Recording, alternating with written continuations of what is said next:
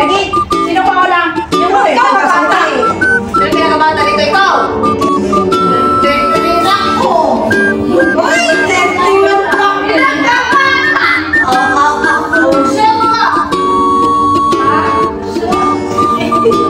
Kasi ako na muna.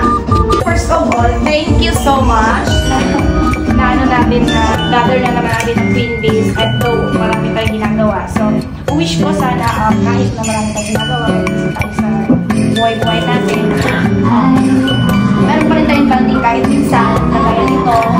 At saka, kung may mga problema, may mga gusto nating sabihin sa ating kasamahan kasi friendship na to eh. So, sabihin na natin sa grupo or kung gusto nyo i-PM na sa concerns. And then, sana magtagal pa yung Queen Days, second year na natin to. So, parang kumbaga natutunaw na yung ano natin yung grupo namin. Pero, hanggang pa rin tayo na nakatayo at nakadalawang taon tayo. So, wish ko, God bless. Ikaw na ba? Ako na ba rin? Ikaw na!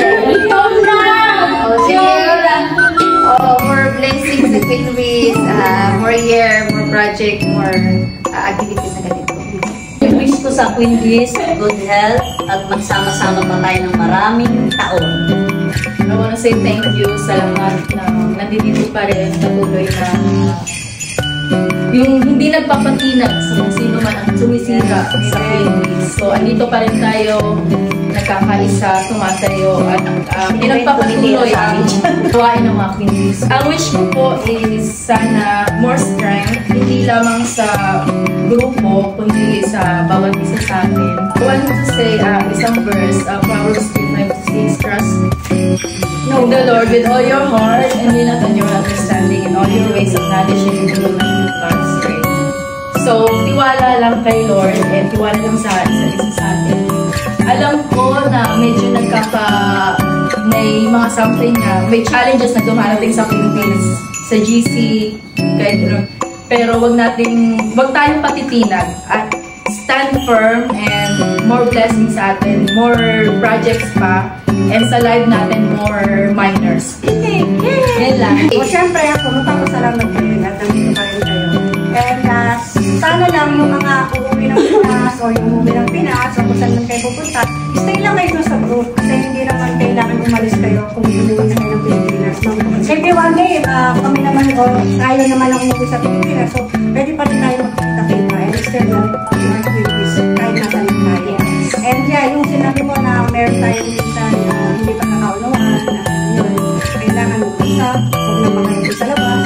And of course, yung wish ko, sana one day, hindi lang isa sa inyo, lahat tayo, meron na yung isa rin yung kung kaya ko, kaya nyo. Kaya nyo. Pressure ko. Thank you for this night. And thank you sa mga, matagal ko nang hindi nakita na nagpakita din. Alam niyo na ako sa pero ano naman, understandable naman. Naiintindihan namin na yung time nyo, kaya nga, dumain tayo. Nakita-kita tayo after mga 2 years since 1 year ago. 1 year and a half. Tapos, ayun. So, ayun, wish ko, magpakatatag tayo sa anumang mga pagsubok sa buhay.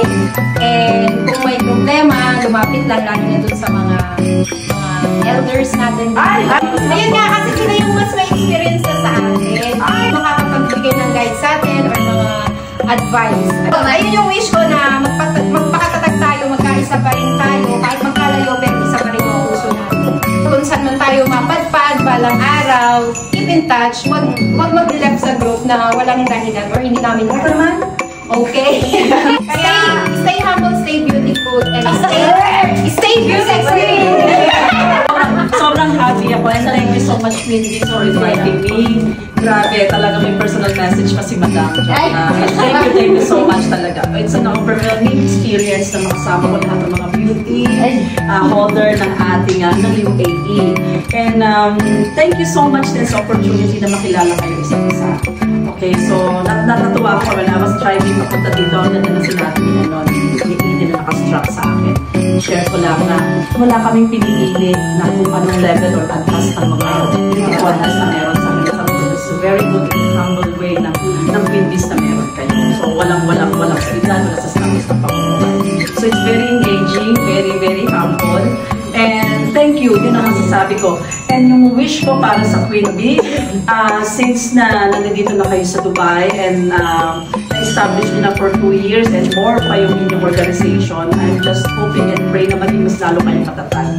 Maging spice lang ninyo yung inyong challenges, ang inyong mga, kung ano yung mga along the way, there is no such thing as perfect. Kasi si God lang ang perfect.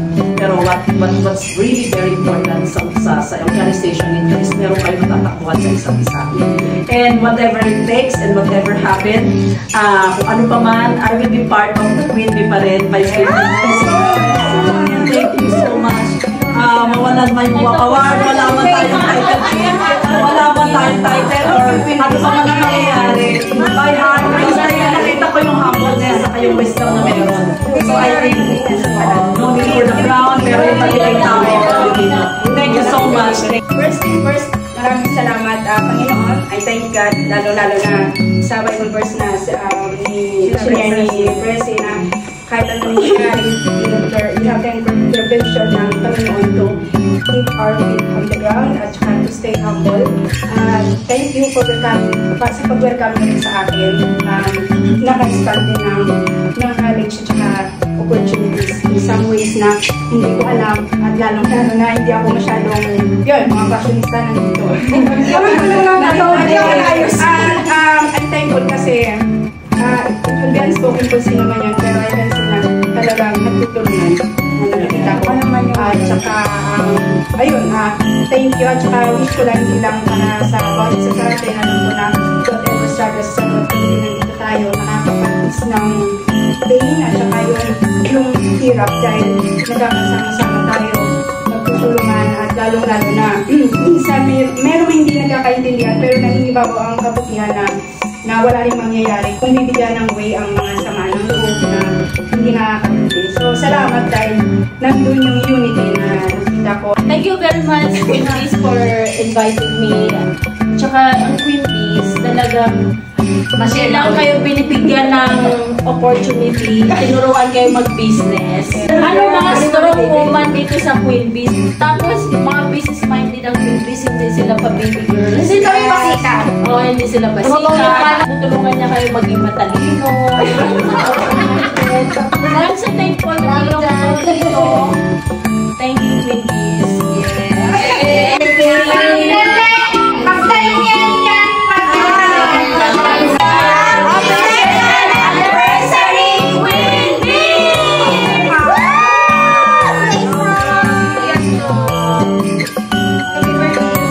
Chocolate tayo. Yeah.